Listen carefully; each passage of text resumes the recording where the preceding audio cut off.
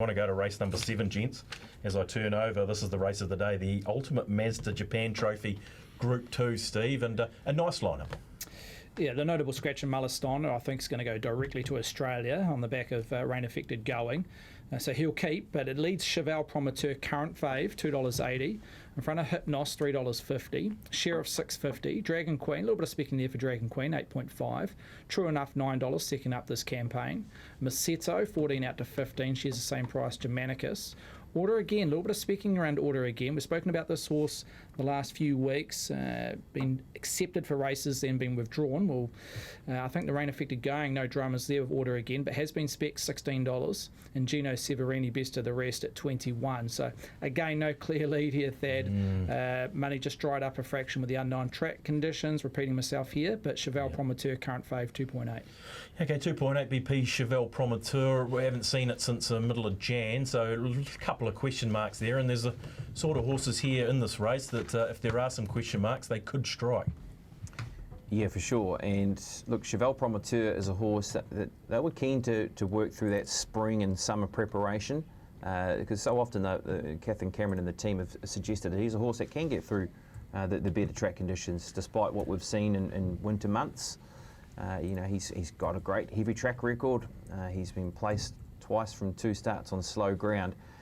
But he did prove himself on the better track conditions through the summer months too. I thought with his win on Melbourne Cup Day when he won the Balmerino Stakes. Now, it was a weight for age race where he did beat home Concert Hall, for instance, did Cheval Promoteur over 2,000 metres, and Lanaccord was in there in that type of field. So he did prove that he's not too far off them in that grade on better ground.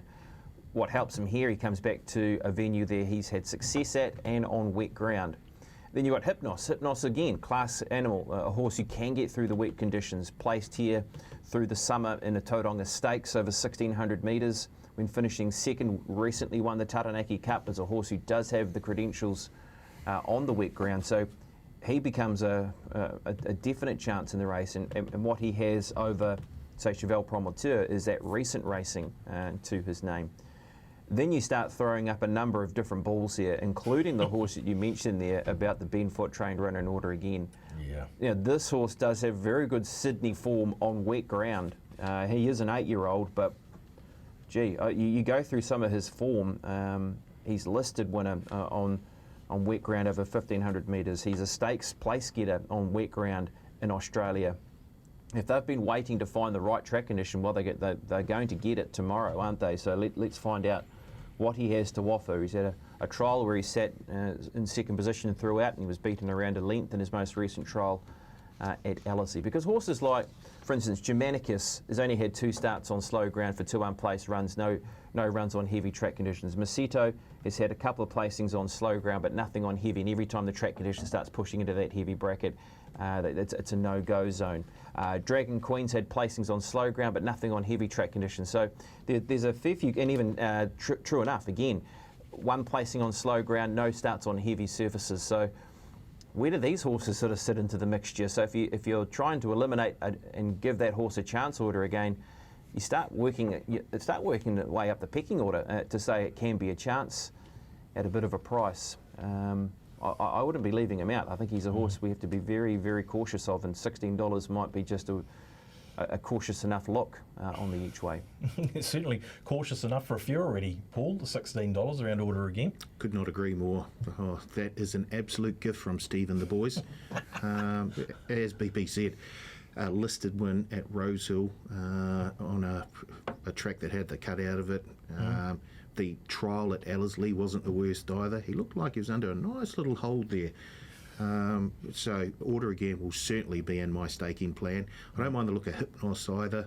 I thought it was a great ride by Ryan Elliott in the Taranaki Cup.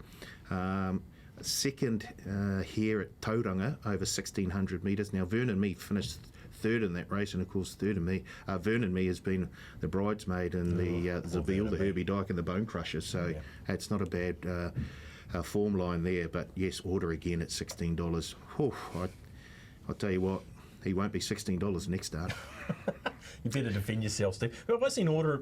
Was Order again in and scratched, or where have I seen A couple of times it's been in the last 2 to 3 weeks, and they've withdrawn for whatever reason. But Yeah. look, he's got the wet track form.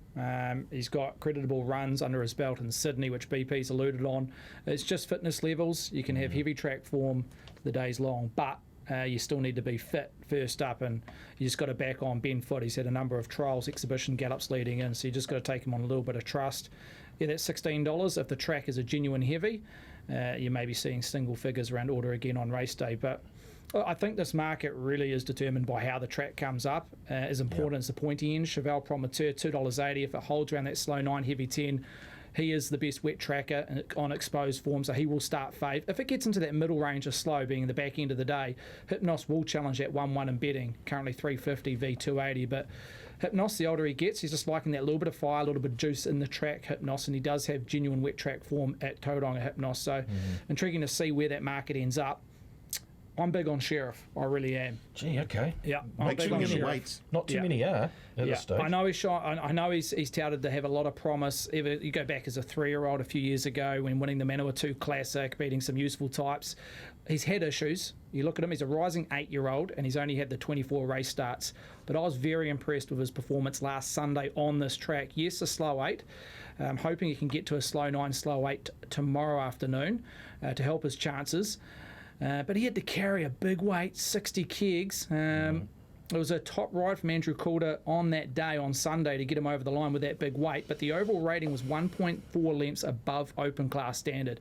And that was carrying, as I mentioned, 60 kegs. He drops back to 55 kegs.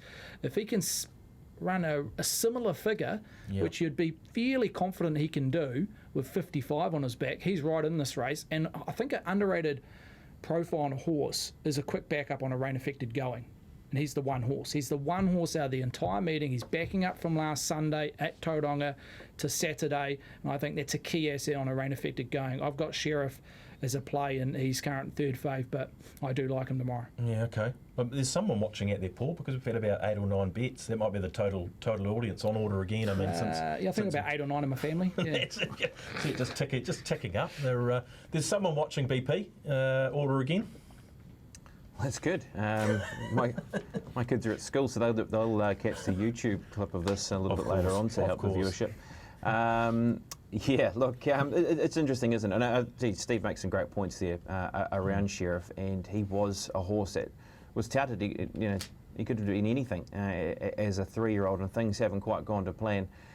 He was in the right spot, wasn't he, last weekend at Tauranga, because that's where you needed to be. You needed to be close to that rail, and that's how the whole day panned out, apart from one race where they went very hard up front.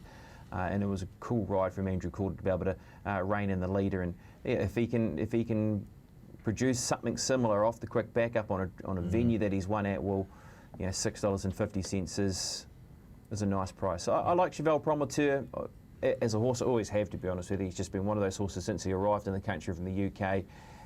And I like that he's a very adaptable racehorse. And if it is hovering around that heavy track condition, well, it's going to be right up his alley, isn't it, in terms of where he sits coming into the race. Sam Sprague, good to see you back in the winner's circle again too on Wednesday. Yes. So her confidence will be high, and she gets along with the horse. So they're all positive signs for him coming into this race, that he is the obvious one to beat, isn't he? Yeah. And I reckon the lead's there for Sam, even though it's a sticky gate, barrier 10, maybe a few scratchings to get that in, that marble. But overall, he's drawn one of the wider gates in the race. But I think the lead's there if Sam wants to take it. And knowing the overall profile, Cheval Promoteur, I think he is the leader.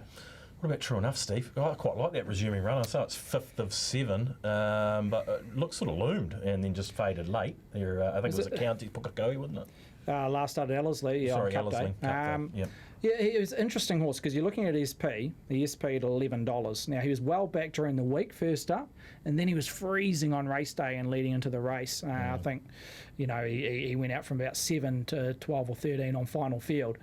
So the smart money was against him, and he had to defy that, and he ran accordingly. Just a horse that needed to run, and rain affected going on face value. His best performances have been on dry tracks. Another horse that probably doesn't like a dark cloud, so whether he starts or not, I'm not sure, but the connections may just think he needs to run under his belt to get him set for something in the autumn. But yeah, I just don't think it's quite as race tomorrow. Okay, and what about Dragon Queen before we move on? Yep. Decent third last time. Yeah, I don't like it 16 over a sticky track. I think it'll be a true 16. I think her profile, which I've mentioned the last few weeks, her sweet spot is 1400. When she won the Westbury earlier this year. Again, she just found the 1600 last start, the last furlong, just a bit tough, and being testing conditions over 16. She may loom up at around about the 250 mark, but I think the last 200 will be found her wanting. Okay, Paul. Before we move on, where did you? If you were going to have a bet here? Well, Cheval Promoteur ran BP? second here back in January. Sheriff ran third in that race. Cheval Promoteur carried 62 kilos that day. Sheriff had 56. There's a 5 kilo swing in Cheval Promoteur's favour, and I guess that's why we see him at 270 and Sheriff at 6. I really do like the look of Cheval Promoteur. Happy to take Cheval Promoteur for a win, but I'm certainly going to have order again in there at the $16. If that money keeps coming, I'd get on fairly soon. Another two bets. I can tell there you, we go. they're flooding in, absolutely flooding in for order again. Is that horse named after you? Waiting in line at KFC? It's a low blow. Yeah, exactly. Yeah, keep the Mark shots. Tukey and now KFC Keep hunger. the shots up. Exactly. I suppose he's got to get his own back, doesn't he? He cops a fair bit, old man Billy Stanley. does. So, yeah. Okay, team. Pops is with Cheval Promoteur. Paul's with the Cheval Promoteur. Steve likes Sheriff as a bit of each way in the race, the main race of the day there, the Group 2, coming out of Tauranga.